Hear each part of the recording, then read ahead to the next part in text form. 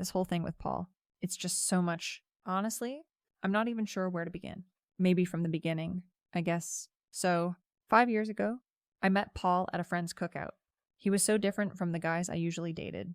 A bit rough around the edges, but he had this quiet confidence, and he just got me.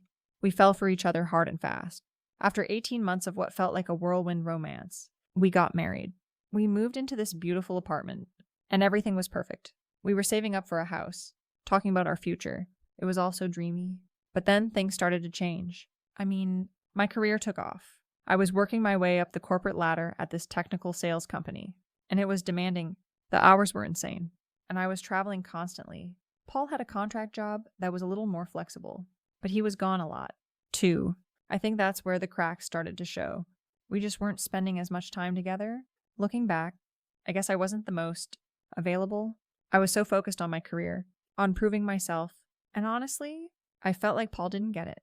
He gets so mad about my late nights and work dinners. He would complain that I was gone for weeks, but I was gone for 3 or 4 days every 5 weeks. It was nothing, and he was gone for weeks at a time for his own work. He had no right to question me. I tried to explain that this was what it took to get ahead, but he just wouldn't listen. It felt like no matter what I said, we were just going in circles. Then there was the whole thing with my boss, Mark. I'll admit, we got a little too close. We were both working crazy hours, and we just understood each other. It started with just a little flirting here and there, a drink after work to vent about a project, and then it just escalated. I'm not proud of it, but at the time, I felt like I was being pulled in 2 different directions. My career, which I'd worked so hard for, and my marriage, which felt like it was slipping away. I tried to tell Paul that it was a mistake. I really did. I don't know. The words wouldn't come out right. He'd been acting so weird. One day, he came back from getting groceries and looked like he'd seen a ghost. And then he started following me. Like, who does that? It's completely insane. He had no reason to think I was cheating. I told him I was just at a work hangout. But he just kept accusing me. He even said he saw me at a hotel with Mark. I have no idea how he could have possibly seen that. I was so upset he would think that of me. Yeah, I had an affair, but what about all those times he was gone for work? What was I supposed to think? But of course, he never wanted to talk about that. Then, just like that, he was gone. He left me a note and our wedding ring on the kitchen table. It was so cowardly.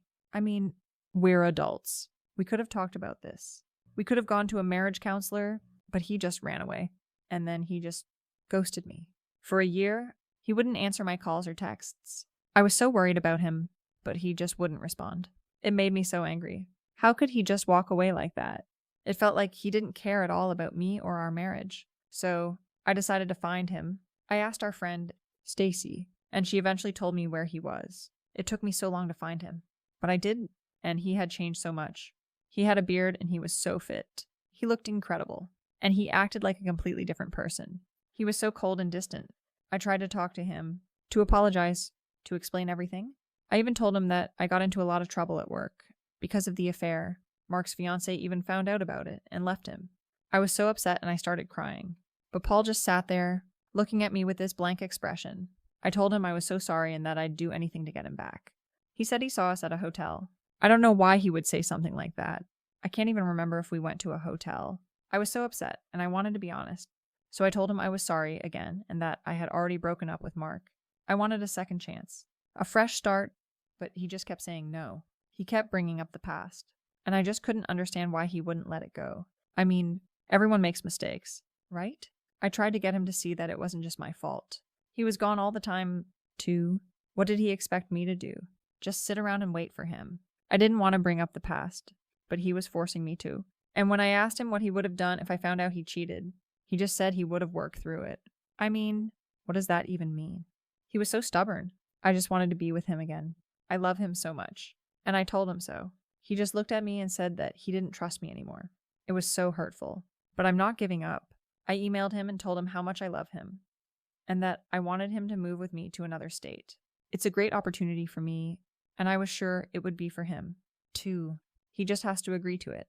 I'm not going to let him just throw away everything we had. I know he'll come around. I just know it. He just needs time to see how much I truly love him. I can't let him go. I will wait for him. I will do whatever it takes. I just hope he responds. It's so frustrating to feel like you're talking to a brick wall. But I'm not giving up. I can't, you know, it's funny how things turn out. I thought after sending that last email to Paul, everything would just fall into place. Like, he'd read my words and finally, understand. I poured my heart out, telling him about the new job offer, the new state, and how we could just start over, a clean slate, a new life, just us. I was so sure he would see that this was our chance. My big, grand gesture, but of course, it didn't go that way. Because nothing with Paul ever goes the way I expect it to. His response was just, it was so cold. So final, he said he had business travel and wouldn't be able to see me before I left. And then he said he'd no longer have me in his life. Can you believe that? After everything we've been through, I mean, who says that it was a low blow, a real gut punch? I felt like he was just trying to hurt me, to punish me for what happened. It's like he doesn't want to see that I'm trying to make things right, that I'm trying to fix the mess we made. I wanted to email him back and just scream. What do you mean we? The anger was just bubbling up inside me. How can he say that when he's the one who ghosted me for a year? The one who ran away to the mountains and completely shut me out. I'm the one who went out and found him. I'm the one who's been trying to talk things out, to get some closure. And he's just hiding. But I knew if I responded with rage, he would just shut down again. So I took a deep breath, and I crafted a response that was a little more direct. I let him know that I was disappointed, but I wished him well. I told him I'd be leaving on Friday and that I'd be thinking of him. I wanted to leave the door open, just a crack. In case he came to his senses. The move was overwhelming. I had to pack up my entire life and start over. And all I could think about was Paul. I kept wondering if he was watching my old apartment, if he was thinking about me. I even drove past his favorite coffee shop a few times, just in case. But nothing. It was like he had completely erased me from his life. And honestly, it hurt. It felt so unfair. After everything, all I wanted was for him to acknowledge what we had, to admit that he was hurting, but he just acted like he was fine, like he had moved on completely, like I meant nothing to him. I settled into my new apartment. It's nice, but it feels empty without him. I keep thinking about how we used to talk about buying a house together, about decorating it, and now it's just me. I try to go out and meet new people, but it's hard. Every time I meet a guy, I find myself comparing him to Paul. No one is as smart or as funny or as kind. And no one has that same quiet confidence that I fell in love with all those years ago. One day, I was scrolling through my old photos and I saw a picture of us on our wedding day. We were so happy, so in love. I remember thinking that we were going to be together forever. And then I started to cry. I missed him so much. I missed the way he used to look at me, the way he used to hold my hand, the way he used to make me laugh. I missed our life together. I knew I had to do something. I couldn't just sit around and wait for him to come to me. I had to show him that I was serious about us, that I was willing to fight for our love. So I bought a plane ticket. I was going back. I was going to show up at his trailer, and I wasn't going to leave until he talked to me. I knew it was a risk. He could slam the door in my face. He could call the police. He could just ignore me. But I had to try. I had to fight for us. I had to prove to him that I was the woman he fell in love with, the woman who would do anything to make him happy. I drove out to the mountains, my heart pounding in my chest. I finally found the dirt road that led to his property, and I parked my car. I took a deep breath and started walking. I could see the trailer in the distance, nestled among the trees. I felt a surge of hope. This was it. This was my chance. I was going to get him back. But as I got closer, I saw a car I didn't recognize parked near the trailer. It was a small, sporty car, and it looked like it belonged to a woman. A knot of dread formed in my stomach. I stopped in my tracks and my heart sank. I couldn't believe it. After everything I've been through, after everything we've been through, he had moved on. He had found someone else. I felt a pang of jealousy so sharp it almost brought me to my knees. How could he move on so quickly? I was the one who was wronged.